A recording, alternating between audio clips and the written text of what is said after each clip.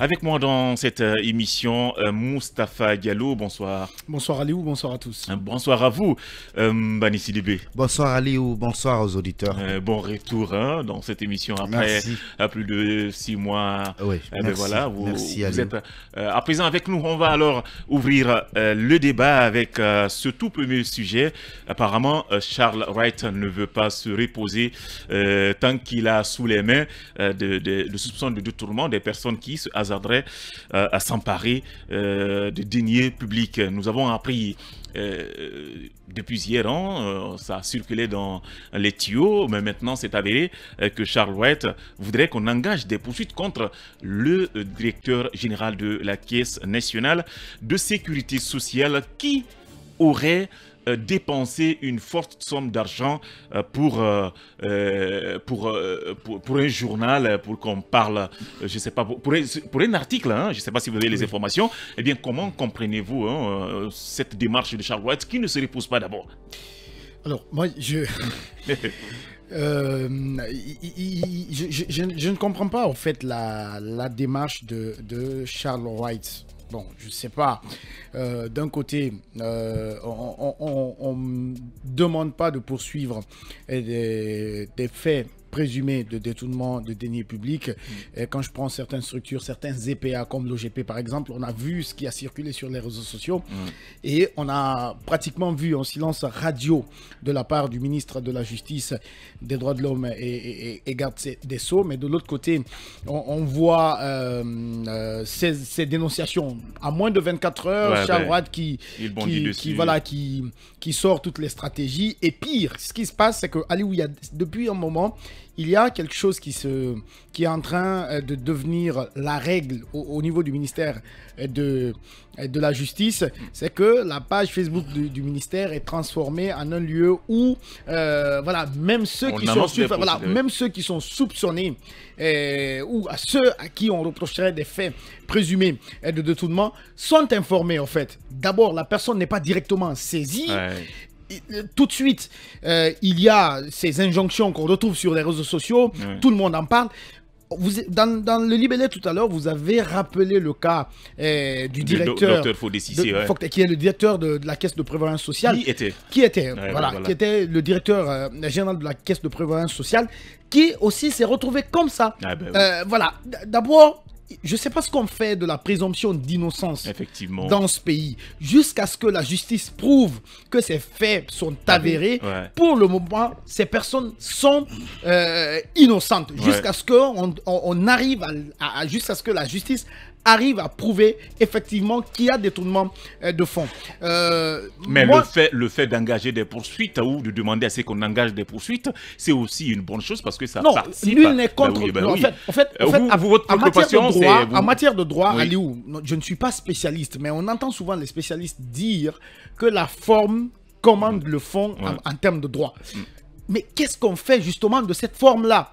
On ne peut pas continuer à reprocher des faits aux autorités guinéennes pendant de nombreuses années et que le CNRD arrive, suscite de l'espoir chez les uns et les autres et qu'on continue à assister aux mêmes pratiques.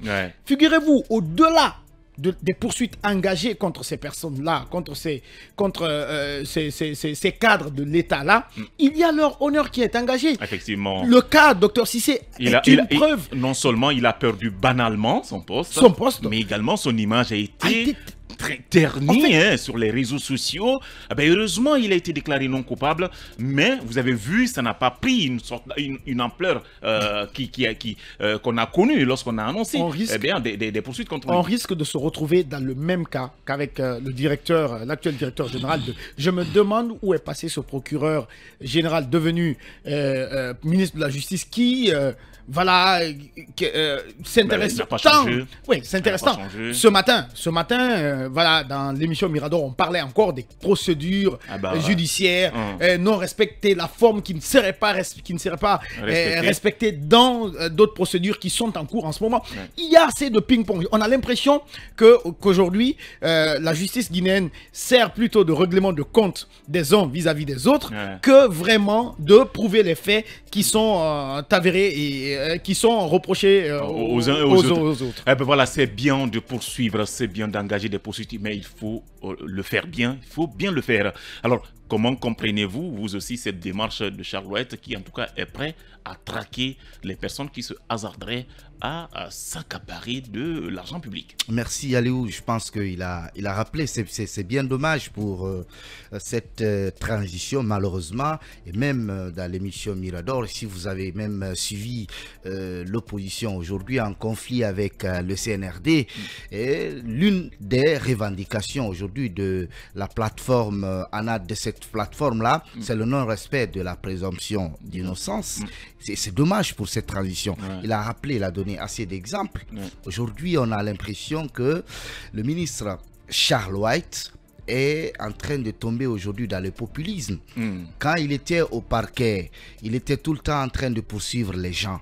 Une fois au ministère de la Justice, est-ce que je ne comprends pas, on ne peut pas être juge et parti. Ah ben non, depuis qu'il a... Il peut demander, mais non, il peut demander. Et même vous, si vous avez des informations, vous avez des soupçons, vous pouvez mettre parfois, écoutez, parfois, saisir parfois, le procureur général. Parfois la démarche est biaisée. On a l'impression que, on sait que le poste de ministre, c'est un poste hautement politique. C'est un poste hautement politique. Il est revenu sur beaucoup d'exemples. Le cas récent, c'est le cas de Mandian, de l'OGP. Quand il était en France, il y a eu également une dénonciation où le phénomène avait pris de l'ampleur. Mais c'était silence radio. Mais pour l'instant, il n'y a pas de document avéré. Il n'y a pas d'enquête pour l'instant. Attention. Mais le ministère de la Justice n'a pas pipé mot. Vous avez vu que ce dossier avait pris l'ampleur jusqu'à ce que Mandia même, lui-même, le directeur de l'OGP, avait dénoncé. Pour le cas de l'OGP, une enquête est en cours. Laissez-moi finir. Je pense qu'il y a tellement d'incohérences. Regardez un peu le cas des conseillers qui sont en train d'être... des conseillers communaux. Des conseillers communaux qui sont en train d'être dissous aujourd'hui. Il y a un décret. Non, on donne des exemples pour dire un peu, pour relever un peu la maladresse dans la démarche du ministre Charles Wright aujourd'hui. On prend un décret, on ne respecte pas la présomption d'innocence, on débarque les gens, le décret est accompagné par quoi? Détournement des deniers publics présumés. Et dans l'entendement du citoyen, ça veut dire que ces gens-là qui ont été élus ont volé l'argent du contribuable guinéen. Et le décret intervient et c'est après le ministre de la Justice qui ordonne la poursuite de ces gens-là. Et très malheureusement, qu'est-ce qui devait intervenir en premier lieu? Respecter la présomption d'innocence. Peut-être que les accusés, ne sont pas forcément coupables, les juger s'ils sont coupables et après on peut finalement les révoquer. Prenez aussi le cas de ce dernier cas aujourd'hui qui taraude les esprits. Je pense que nos confrères de Mosaïque Guinée sont largement revenus sur ça. Et ils rappellent, bien évidemment, vous avez rappelé que c'est sur la base de la lettre d'une dénonciation datant du 15 août. Et de quoi il s'agit? C'est un courrier qui a été intercepté dans lequel il y a une dénonciation. On rappelle que M. Bakary Silla avait ordonné un premier virement d'un montant de 50 000 € sur un compte numéro tant dans une banque appelée Morabank, groupe SA domicilié à Andorre. Bien, vous allez épargner tout ça, oui. On va épargner tout ça. Vous avez vu tout cela. Donc, à date, si on dénombre aujourd'hui, le nombre de poursuites, de dénonciations que Charles Wright a sorti, en tout cas depuis qu'il a été nommé ministre de la Justice, c'est une dizaine. Peut-être que ça va dépasser. Donc ça veut dire aujourd'hui qu'il y a un sérieux problème avec la gestion de cette transition du côté de la justice. Par rapport au non-respect de on va en finir avec les démarches de Charles Wright. Maintenant, l'autre question, c'est quoi? Mais c'est lui qui incarne aujourd'hui la justice. Comment comprenez-vous des personnes qui sont censées travailler de telle sorte qu'on assiste ou qu'on ait une refondation puisse être trempée dans de tels problèmes? Non, écoutez, c'est extraordinaire. Le CNRD n'a pas de baguette magique pour soigner la gangrène guinéenne qui a existé depuis de nombreuses années. Les personnes qui sont venues, on estime que c'est des nouvelles personnes. C'est des personnes qui savent que... pas de nouvelles personnes. Non, c'est pas de nouvelles personnes. On est dans le même système. On est dans le même système. Si vous remplacez 20% sur 100% de personnes qui travaillaient déjà dans le système, c'est pas que vous réinventez la roue. on l'a dit dans ce studio plusieurs fois, la Guinée, c'est pas la volonté qui manque, mais il y a ce patriotisme-là, justement, qu'on n'arrive pas à inculquer dans la tête des uns et des autres. Je pense que notre problème se situe à ce niveau-là. C'est bien normal que l'État décide de poursuivre voilà, des cadres qu'il soupçonne d'avoir détourné des deniers publics, mais il ne faudrait pas justement qu'en cette période de transition-là, qu'on règle des comptes à ceux à qui on reprochait des choses parce qu'ils étaient dans les rouages de l'administration à un moment donné. C'est ce qui est très grave. Il ne faudrait pas que ceux qui se considéraient hier victimes soient des bourreaux pour voilà, ceux qui, entre guillemets, étaient qualifiés de bourreaux. Il y a encore, parce que je dirais, il y a moins de 2 ans. D'accord. Alors, la dernière question, je vous en prie. Hein. Alors, qu'est-ce qu'il faut pour nous éviter le scénario dans lequel c'est qu'a vécu l'ancien directeur Fodé Cissé de la Caisse nationale de prévoyance sociale? Vous savez, lorsqu'on a annoncé qu'il serait responsable de tourment, qu'il a détourné ou pas, directement, il a été limogé. Est-ce qu'il faut ça d'abord? Est-ce qu'il ne faut pas peut-être suspendre la personne en attendant de voir si réellement... est-ce que réellement il est coupable ou pas? Comme ça, s'il n'est pas coupable, qu'il puisse revenir. Mais le fait de limoger directement la personne, c'est de prouver, c'est de dire directement que la personne... Si vous permettez, depuis que la CRIEF a été créée, c'est vrai que ce n'est pas la CRIEF qui poursuit. À la CRIEF, on a donné des injonctions de poursuite contre le directeur général de la Caisse nationale.